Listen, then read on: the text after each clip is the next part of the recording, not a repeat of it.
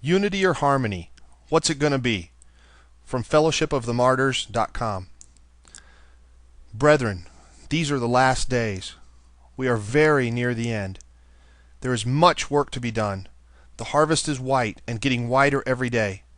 We need to go do the work together. The problem is we're seeking unity. It's just not going to happen. We've been trying that for 2,000 years, insisting on it more strongly all the time. When we don't get it, on the slightest little issue, we subdivide up and make another denomination. It's a giant lie, and it's responsible for having created this mess. We're not a body made up of one organ. There are chemicals in some parts of the body that, if they got into other parts of the body, would kill you instantly. We are many, each with different styles and purposes and ways to get our jobs done. Unity is all singing the melody line. Unison is lazy, and it's not very pretty. What we need is harmony. That's our only hope. What's the difference? Would you go to hear a concert where a 500-voice choir all sang the melody line? Would you buy a CD of an orchestra if they all played the same line? Unison is easy, but mostly it's just lazy.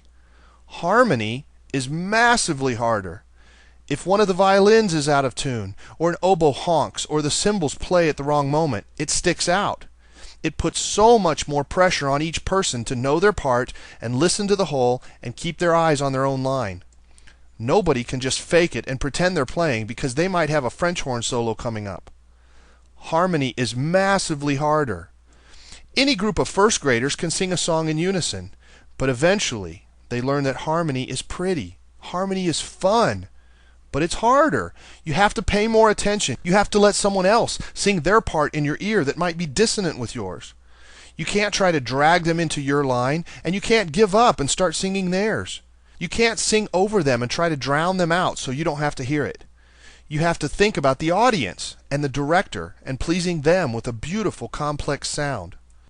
But you have to all be on the same piece of music, on the same page, on the same bar, in the same measure, at the same tempo, at the same volume, and all watching the director. Or you might as well be an overexcited flock of geese for the nasty sound you'll make. Who's going to buy that CD?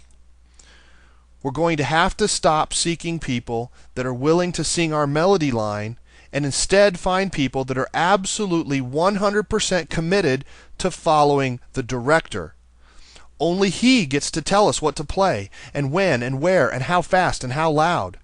We've never really done this before, so for a while we're going to sound like an orchestra full of sixth graders just learning to read music for the first time. Some of us are going to drift. Some of us are out of tune. Some are learning a new instrument. God willing, we'll have lots of opportunities to practice, and we'll get better. But if we take our eyes off of the director, even for a second, we're in big trouble. Anybody that's not watching the director will stick out like a sore thumb.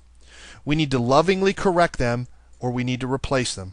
Those of us who have any discernment left have fine-tuned our ears so highly that we listen for the slightest little differences, and then we try to beat them down. Anybody that leaves our melody line can't sing with us anymore.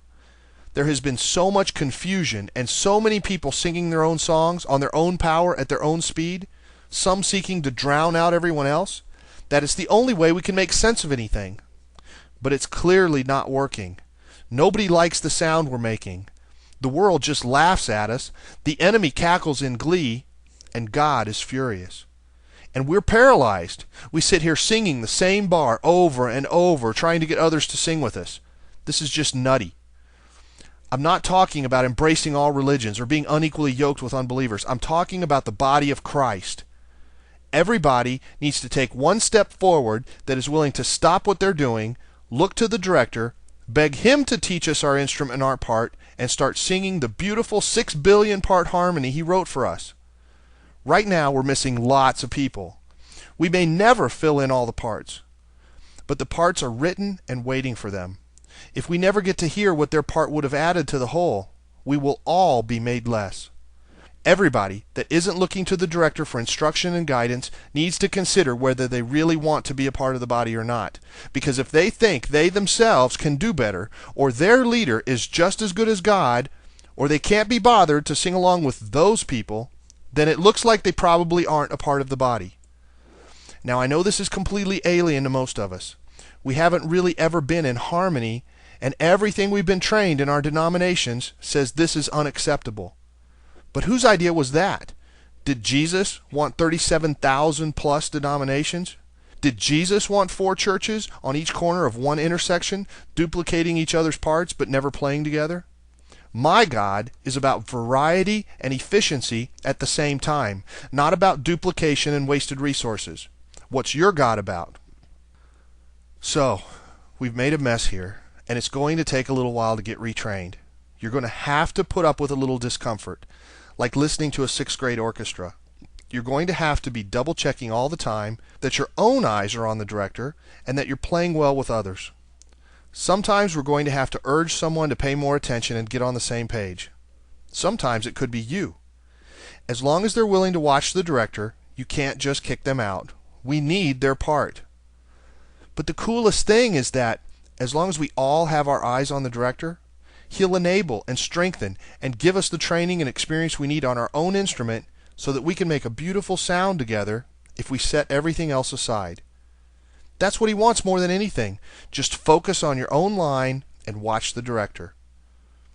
Hey, but don't think anyone from outside the body should be playing along with us. They aren't equipped. They don't want to watch the director, and they'll just mess things up for everybody. First, introduce them to the director and see if they want to submit to his direction. No matter how important they seem to be or how many initials behind their name, they're not part of the body if they won't watch him for every cue and show evidence of a willingness and hunger to do so. If they won't submit, then they can't play along. I'm sorry, I don't make the rules. That's just the way the director wants it. Romans 12:16. Live in harmony with one another.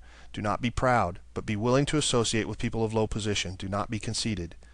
2 Corinthians 13:11. Finally, brothers, goodbye. Aim for perfection. Listen to my appeal. Be of one mind. Live in peace, and the God of love and peace will be with you. 1 Peter 3:8. Finally, all of you, live in harmony with one another. Be sympathetic. Love as brothers. Be compassionate and humble. Philippians 2:2. Then make my joy complete by being like-minded, having the same love, being one in spirit and purpose. 2 Corinthians 6:15. What harmony is there between Christ and Belial? What does a believer have in common with an unbeliever? fellowshipofthemartyrs.com